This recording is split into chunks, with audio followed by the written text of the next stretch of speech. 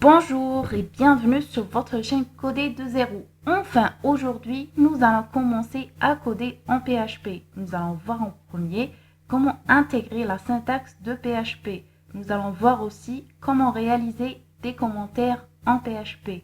Après, nous allons aborder une partie à propos des variables, de leur type et des constantes. Allez, sans plus tarder, on commence. On ouvre d'abord notre éditeur de code qu'on a choisi. Donc, c'est le VS Code. Il faudrait d'abord créer un nouveau fichier et l'enregistrer sur notre serveur afin de pouvoir utiliser le PHP. Il faudrait d'abord ouvrir la connexion au serveur en cliquant ici. Oui, on autorise l'application. Et voilà, on doit voir l'icône verte ici. D'accord? C'est-à-dire que tous les services sont en cours d'exécution. On revient vers le VS Code. Voilà, donc sur File, on clique sur Nouveau fichier et on clique sur Save ou avec un CTRL S. Donc, on vient là. On aimerait l'enregistrer sur le serveur que j'ai installé sur la partition C. Donc, je viens là sur WAMP64 et sur le dossier 3W. D'accord? Donc, ici, il faudrait de préférence utiliser des dossiers. Donc, on va appeler, par exemple, test PHP. Comme ça, notre projet aura comme titre test PHP et à l'intérieur de ce dossier, nous allons enregistrer notre premier fichier PHP. Donc, on tape P, comme ça va nous faciliter la recherche PHP et ici on vient et on lui donne un titre. Pour écrire du code PHP, c'est-à-dire qu'on aimerait avoir une syntaxe d'intégration, écrivons d'abord la syntaxe d'HTML afin d'y intégrer le PHP. Donc, en HTML, on écrit HTML.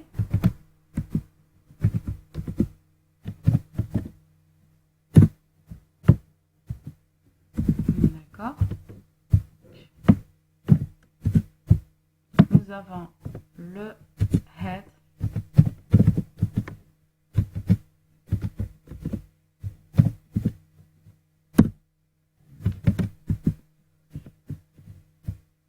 À l'intérieur, nous avons un titre qui est le title.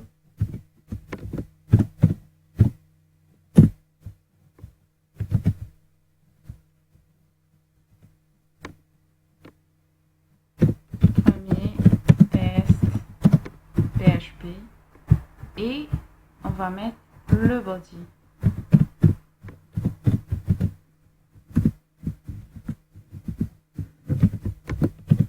Voici le body.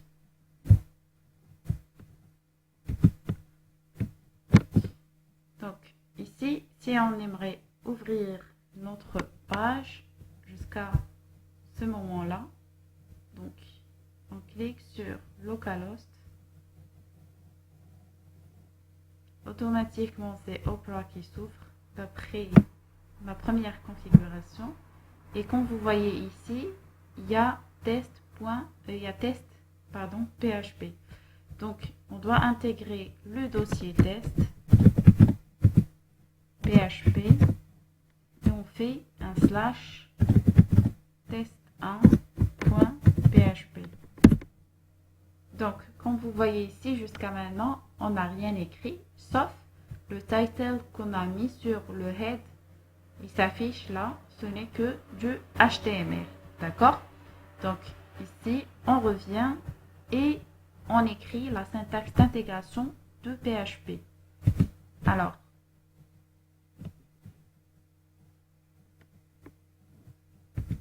voilà. Donc, on ouvre la balise. on met un point d'interrogation puis PHP. Et pour fermer cette syntaxe d'intégration, c'est le point d'interrogation et c'est la fermeture de la balise. Donc on vient là pour écrire quelque chose.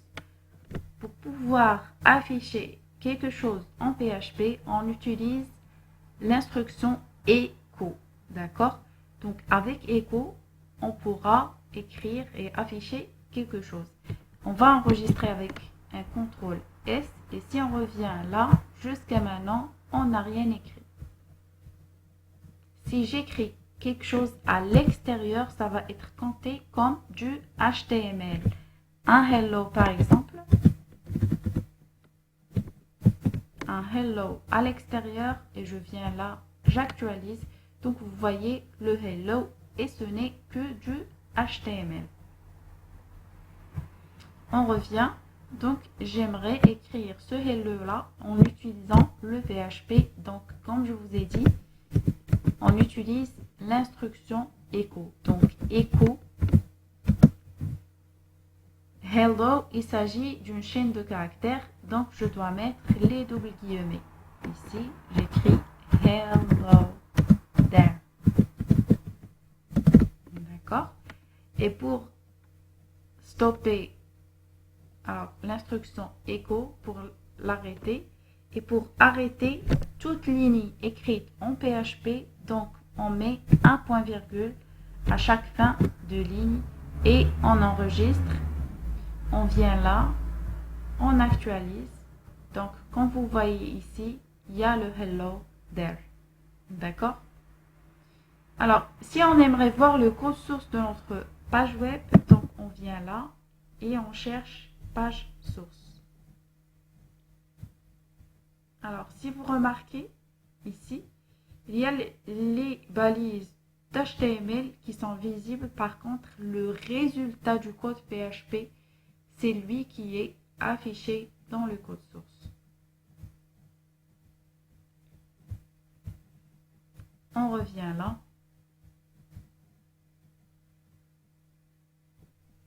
Si on aimerait écrire un commentaire en PHP, donc tout simplement, comme la plupart d'autres langages, donc il y a le slash, double slash, d'accord? Double slash et j'écris premier écho par exemple. Donc on vient là et on essaie de voir notre page. Comme vous voyez ici, le commentaire ne s'affiche pas comme les autres langages, d'accord? Et si on regarde le code source, donc c'est pareil pour le code source, il n'y a rien qui est affiché, juste le résultat comme j'ai dit. On revient. Si on a un ensemble de phrases, un paragraphe qu'on aimerait mettre en commentaire, d'accord, à la place d'utiliser le double slash qui est normalement consacré aux commentaires qui sont uniques, d'accord, dans une seule ligne. Donc à la place, on va faire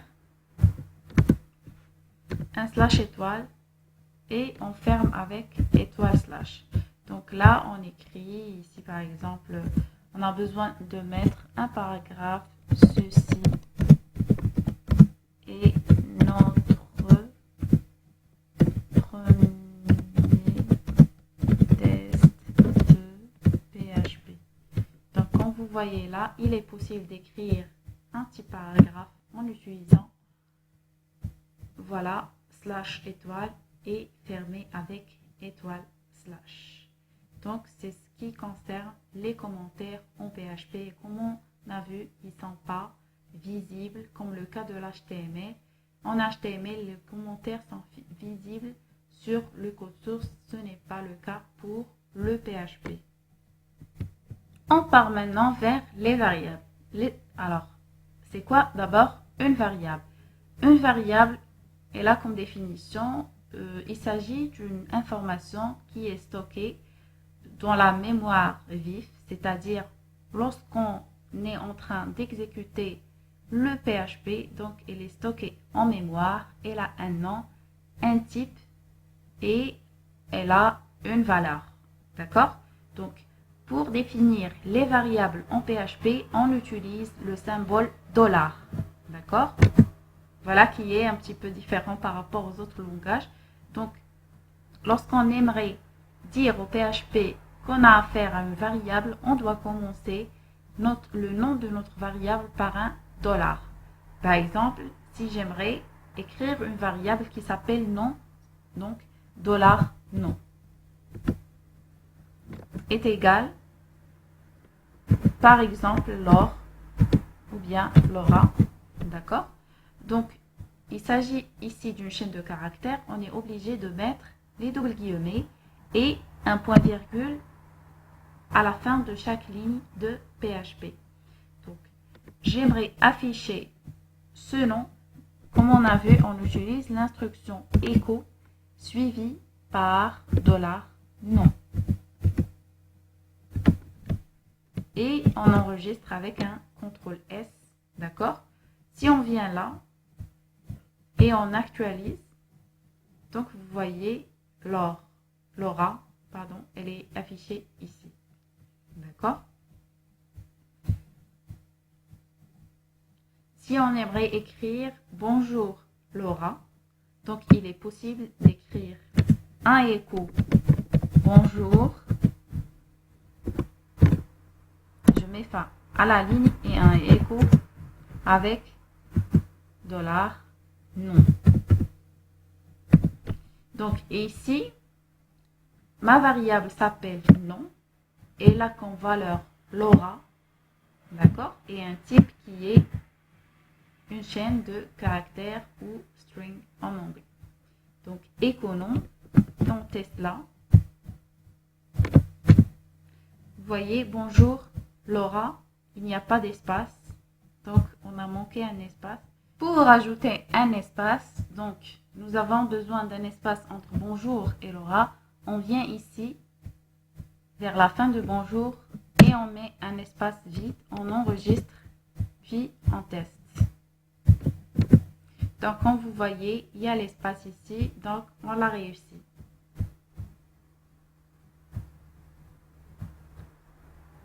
Alors ici, c'est pas professionnel de mettre beaucoup d'échos, surtout si on a un seul affichage. Donc au lieu de mettre un écho bonjour après une autre ligne, donc comme vous voyez ici, nous avons consommé beaucoup de lignes.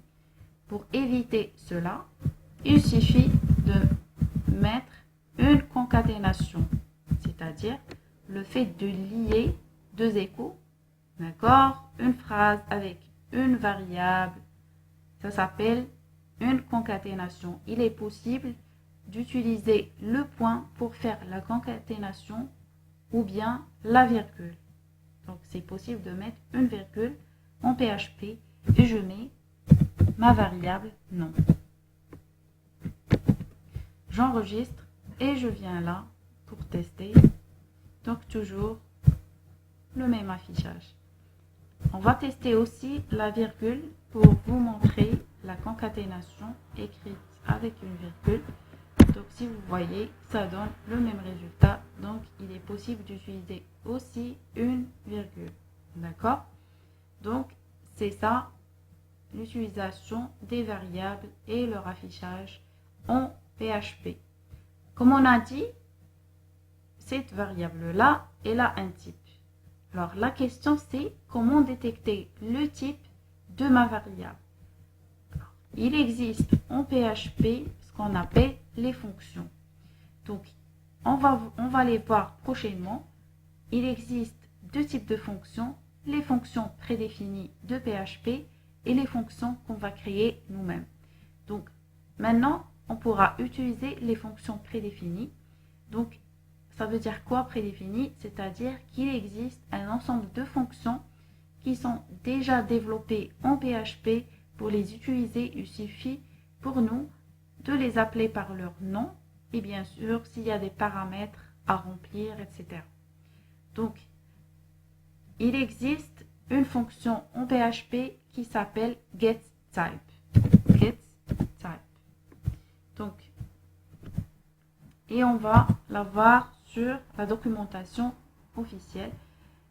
Alors, il nous a dit ici, avec le VS Code, qu'il y a ici une mixed $var. On attend ici un paramètre, d'accord? Et cette fonction, elle permet d'avoir le type de notre variable. Pour dire qu'il s'agit d'une fonction, on écrit son nom et obligatoire de mettre les parenthèses pour dire qu'il s'agit d'une fonction. Donc, on vient là et on cherche le getType ou bien on vient là et on cherche php.net. C'est la documentation officielle. Donc, comme vous voyez, on vient ici sur la documentation. Voilà, help. Et on tape ici getType. Alors, get the type of a variable. On va cliquer dessus. Et vous voyez, ça va nous donner une documentation à propos de notre fonction. Alors, je répète, nous allons revoir les fonctions dans une prochaine épisode. Donc, getType, get the type of variable. Si vous n'êtes pas à l'aise avec l'anglais, donc vous pouvez choisir le français pour avoir une documentation en français. Retourne le type de la variable value qui est mise comme paramètre. Pour vérifier le type de la variable, vous pouvez utiliser les fonctions, ainsi de suite. Donc, voilà. Il y a ici des exemples que vous pouvez voir aussi. Et les valeurs de retour. Alors, les valeurs de retour, c'est-à-dire quand nous allons voir les fonctions, une fonction, elle retourne une valeur ou bien elle retourne un void, c'est-à-dire rien. Donc, parmi les valeurs de retour, d'après la documentation, on pourra avoir un type booléen, un type integer, un type double, un type string, un type array, un type object, un type resource et un type nul ou un type qu'on connaît. D'accord? Donc, ici, nous allons pratiquer notre fonction getType et le paramètre qu'elle attend, c'est la variable qu'on aimerait avoir son type, c'est-à-dire c'est $nom. Alors, si on met ça, rien ne se passera ici sur notre page. Pourquoi? Parce qu'on n'a pas mis le écho. Alors ici, notre fonction, elle a retourné une valeur qui est normalement, d'après ça, il s'agit du type string. Donc, pour afficher le rendu de cette fonction, je dois mettre un écho. Je dois la précéder avec un écho. Donc, je viens ici pour tester. Et voilà, donc, string. On voit. Pour faire un saut de ligne en PHP, on pourra mettre une balise BR d'HTML. Donc, pour intégrer du code HTML à l'intérieur du PHP, alors, il y a deux possibilités. Soit on ferme la balise PHP, voilà, on va diviser le travail comme ça et on va mettre un BR ici, à ce niveau. Donc, si on aimerait tester ça, ça donne, voilà, le bon résultat. Sinon, moi, alors, je vous conseille d'éviter cette solution. Donc, à la place, pour intégrer du code HTML, on utilise un écho et les doubles guillemets et on écrit notre balise BR et ça va fonctionner comme ce qu'on a vu tout à l'heure. Donc, voilà, ça donne le même résultat. Moi, je préfère cette solution. Donc, Alors, pour éviter les 3 échos et qu'on aimerait mettre tout le contenu à l'intérieur d'un seul écho, donc il est possible de le faire avec des concaténations. Donc, je concatène ici et je mets un BR coupé. Donc, je mets ici un BR. Je supprime le écho. J'aimerais supprimer ce écho-là. Je coupe. Donc, et toujours la concaténation, soit avec une virgule, soit avec un point. Et je supprime le écho. Donc, j'ai mis toutes les informations sur une seule ligne et je l'ai fermé par un point-virgule. Donc, je viens pour tester. Normalement, ça donnera le même résultat. Il existe une autre fonction ou bien d'autres fonctions qui permettent de détecter le type de notre variable. Si on revient vers la doc officielle, qu'est-ce qu'elle nous dit? Elle nous dit que le getType permet de retourner le type d'une variable. Pour vérifier le type de la variable, vous pouvez utiliser aussi les fonctions is underscore étoile. D'accord? Donc, voilà. Il existe des fonctions comme isBoolean. IsBoolean, c'est une fonction qui permet de détecter est-ce que la variable elle est booléenne ou pas. C'est-à-dire, si on dit oui ou non, d'accord? C'est-à-dire, le retour de cette fonction, de ce genre de fonction, ça va être d'un type booléen. D'accord? Donc, isBoolean, isDouble, isInt, isFloat, isInteger, isLong, ainsi de suite. Donc, on utilise ces fonctions-là. Donc, on pourra le tester aussi à la place de getType. Je mets, alors,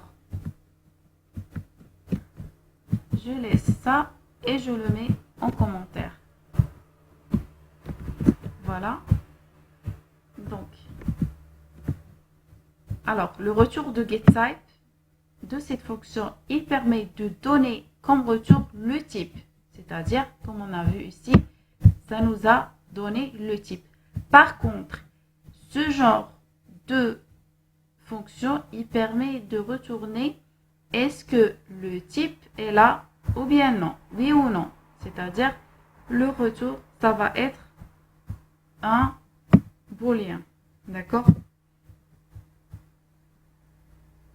string, on va chercher le string que nous allons utiliser. Voilà, donc pour tester s'il s'agit d'une chaîne de caractères. Voilà, string détermine si une variable est de type de chaîne de caractères et ça nous rend un booléen comme retour. Donc, si j'écris ici string, isString,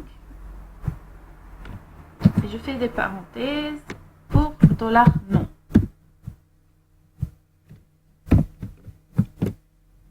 Pour afficher ça, on précède avec un écho. Ici, on va tester string 1. D'accord? Donc 1, c'est-à-dire true. Et lorsqu'on n'a rien, c'est-à-dire 0, c'est-à-dire false. C'est comme ça que le retour apparaît sur notre serveur. D'accord? Si la chose existe, si le booléen est true, ça nous rend un 1. S'il est faux, ça nous rend rien, c'est-à-dire il s'agit de false. D'accord? Et string true. C'est-à-dire qu'on est sûr que notre variable elle est de type chaîne de caractères. Maintenant, on va tester si elle est int. Int. On enregistre, puis on actualise. On n'a rien affiché ici, c'est-à-dire que le booléen est faux et que notre variable, elle n'est pas de type integer. D'accord? Et on pourra tester avec boolean, ainsi de suite. Est-ce qu'il est boolean? Est-ce qu'il est float? Ainsi de suite. Donc non, c'est-à-dire il s'agit bien d'une chaîne de caractères puisque le retour était true, c'était un 1, c'est-à-dire que on a détecté le type, mais pour l'utilisation, pour la détection du type, moi je préfère getType. Pourquoi? Parce que sans retour, ça donne déjà le nom du type et non pas est-ce que le type, il est bien celui-là ou bien un autre, comme le cas de is, boolean, is integer, ainsi de suite. Alors, $non est égal Laura. Donc, c'est pareil comme les autres langages. C'est ce qu'on appelle l'affectation. Le nom de la variable, c'est $non. D'accord? L'égalité, c'est-à-dire qu'on va affecter cette valeur à cette variable. C'est ça ce qu'on appelle l'affectation. Et le point qu'on a vu tout à l'heure, ça s'appelle la concaténation avec soit point ou bien virgule. Donc, on va voir l'affectation. On a vu ici l'affectation par valeur et on va la revoir sur un autre exemple et la différence entre affectation par valeur des variables ou bien affectation par référence. D'accord? Donc, on va changer un petit peu l'exemple pour être plus clair. Donc, on va jouer un petit peu avec les couleurs. De la couleur 1, c'est, par exemple, je vais lui donner comme couleur le rouge.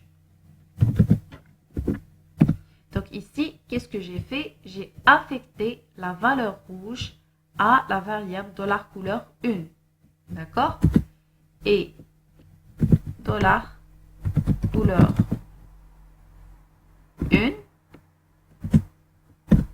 2 est égal vert.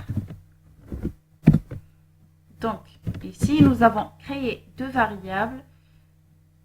On a affecté à la première variable la valeur rouge et on a affecté à la deuxième variable la valeur vert. D'accord? Si on fait comme ça,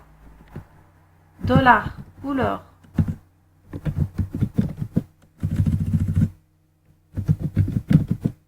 1 est égal $couleur 2. Et qu'on aimerait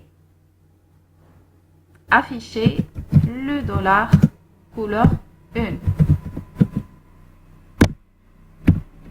Alors, à ce niveau, à la 8e ligne, vous voyez, on a affecté la valeur de la variable $couleur 2, on l'a affecté à la variable $couleur 1.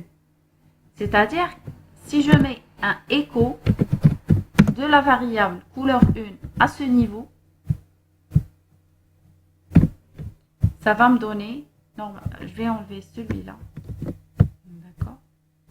Donc, à ce niveau, avant de faire cette affectation ici, donc j'aimerais afficher le contenu de la variable $couleur 1.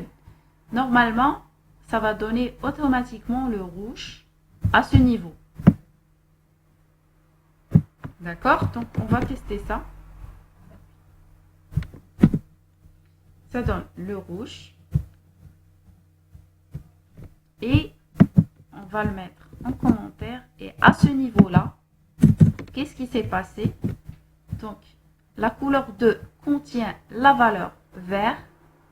Et à ce niveau, la couleur 1 qui était supposée être le rouge, sa valeur est devenue la valeur de la couleur 2 qui est le vert. Donc, ça affiche à ce niveau le vert. Alors, qu'est-ce qui se passe? Il s'est passé au niveau de la variable 1 ce qu'on appelle un écrasement. L'information rouge a été écrasée par l'information vert et ça va afficher ici le vert. Ça s'appelle, ce qu'on a fait là maintenant, ça s'appelle une affectation par valeur. D'accord? Et on va voir l'affectation par référence afin que vous puissiez en faire la différence. Pour faire une affectation par référence, il faudrait précéder la variable avec le i commercial. D'accord? Donc, on va faire un i commercial à ce niveau. Alors, qu'est-ce que ça veut dire? Je vais mettre ça en commentaire. Alors, la ligne 9 veut dire que à chaque changement de la couleur 2, la couleur 1 va avoir le changement. D'accord? Elle va le récupérer.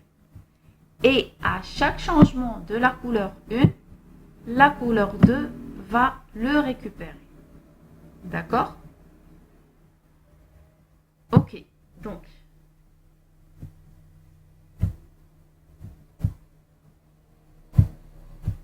si on met ici par exemple dans la couleur 2 est égal le jaune et qu'on aimerait afficher le contenu de la variable de la couleur 1. Donc, s'il n'y a pas eu de i commercial, c'est-à-dire dans cet exemple-là où il y a l'affectation par valeur. Alors, on va le lire. Donc, dollar couleur 1, c'est le rouge, 2, c'est le vert. Et s'il y a eu l'affectation par valeur, et après, il y a eu un changement au niveau de la couleur 2, qui est égal à jaune. Donc, si la couleur 2 change, la couleur 1 n'aura pas ce changement-là automatiquement. Pourquoi? Parce qu'elles ne sont pas liées par référence. Donc, à ce niveau, la couleur 2, elle est devenue jaune. Donc, la couleur 1, elle est toujours verte. Parce qu'elle a récupéré le vert qui était à ce niveau. Donc, la couleur 1, elle n'est pas censée avoir le changement qu'il y a eu sur la ligne 10. Si on teste, donc, on va voir. Voilà, ça reste toujours le vert. Mais par contre, si on met l'affectation par référence de i commercial, à ce niveau-là, tout changement qui vient après cette ligne-là, donc, elle aura un impact sur les deux variables. Par exemple, si la couleur 2 devient jaune, automatiquement la couleur 1, elle va devenir jaune. D'accord? Et si on met ici la couleur 1 violet par exemple,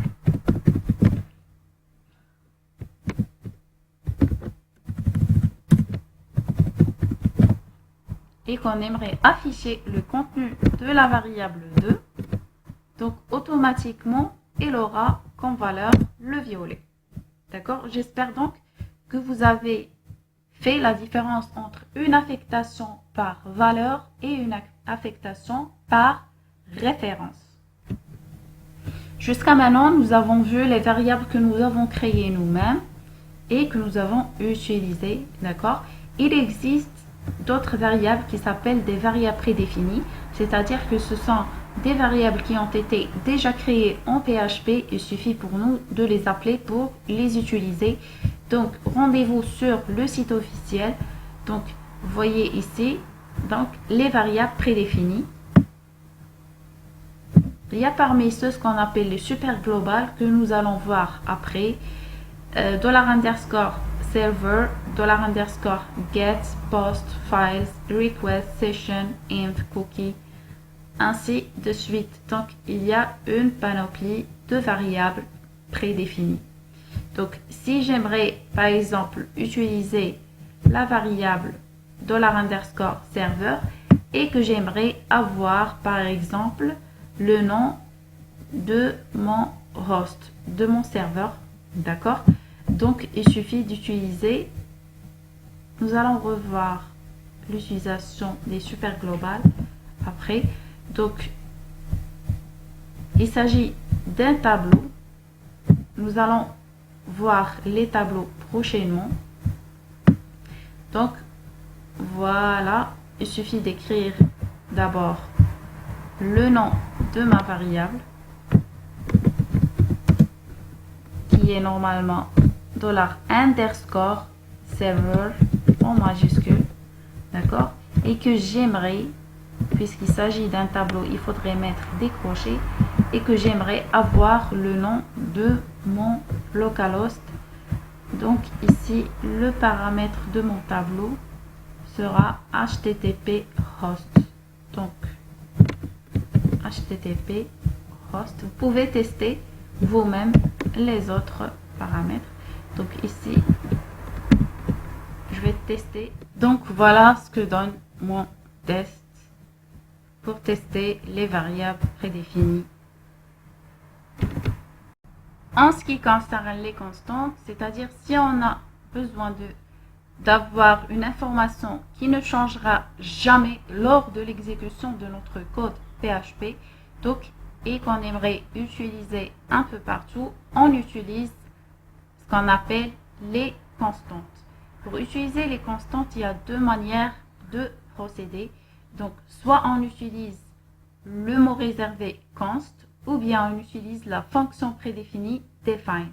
Donc, si on aimerait utiliser la fonction prédéfinie define, donc on pourra mettre ici define. Comme vous voyez sur l'autocomplétion de mon éditeur de texte VS Code, ça me donne le type, le paramètre et les types de paramètres pour ma fonction. Alors, ce qui est hors crochet, ce sont des paramètres obligatoires. Et si on trouve un crochet comme ce cas-là, il s'agit des paramètres qui sont optionnels. C'est-à-dire, si on aimerait les utiliser, on les met. Sinon, il n'y aura pas de problème au niveau de la définition de ma fonction. Donc, define, on attend comme premier paramètre le nom. Par exemple, j'aimerais mettre cours. De préférence, mettre les constantes en majuscule. Et puisque mon cours, voilà, ne changera pas sur ces vidéos, ça va être base de PHP. Donc, je vais mettre la valeur base de PHP. D'accord? Donc, au niveau de la ligne 6, j'ai défini une constante qui s'appelle cours et qui a comme valeur constante base de PHP. C'est-à-dire qu'au lieu d'écrire base de PHP, il suffit d'appeler ma constante qui contient cette valeur-là. Donc, c'est beaucoup. Il y a une grande différence entre les valeurs et les constantes d'ailleurs depuis leur définition et ça va être pareil même pour leur appel. Donc, j'enlève ça. Si j'aimerais afficher le contenu de ma constante, donc je vais mettre un écho et je l'écris majuscule sans rien du tout. Voilà. Ni même les doubles guillemets.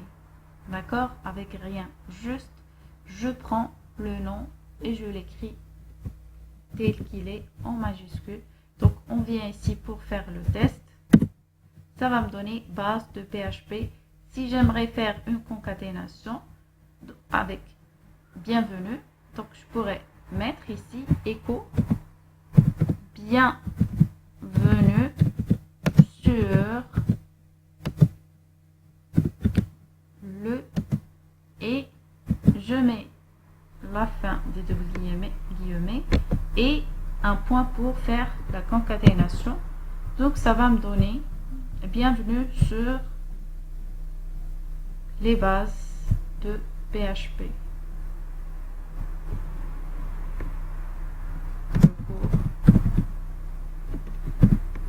Voilà, sur le cours base de PHP. D'accord? Donc, la deuxième définition des constantes, c'est on pourra mettre const cours est égal base de PHP. Il est possible de l'écrire comme ça et on teste et ça donne le même résultat. comme on a vu pour les variables, il existe des constantes prédéfinies, c'est-à-dire des constantes déjà développées. Il suffit pour nous de les appeler pour les utiliser.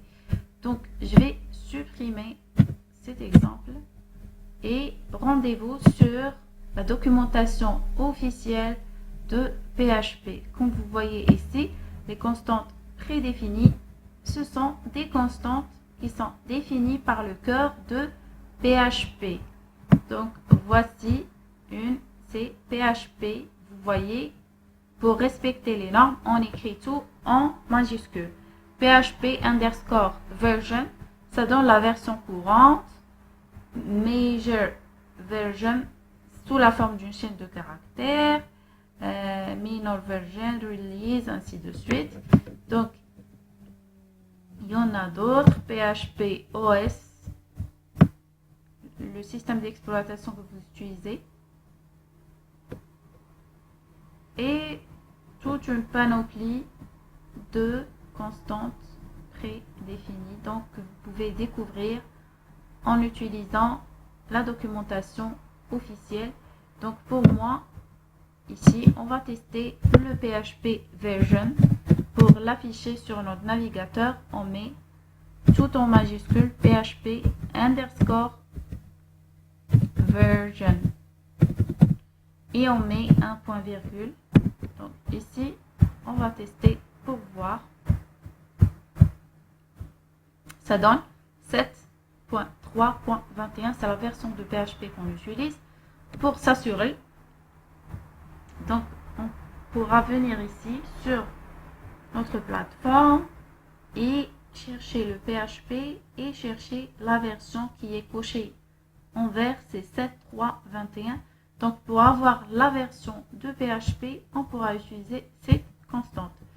Alors, une autre constante prédéfinie, pour avoir le nom du système d'exploitation, on écrit OS, PHP OS, Operating System. Donc, on vient ici pour tester.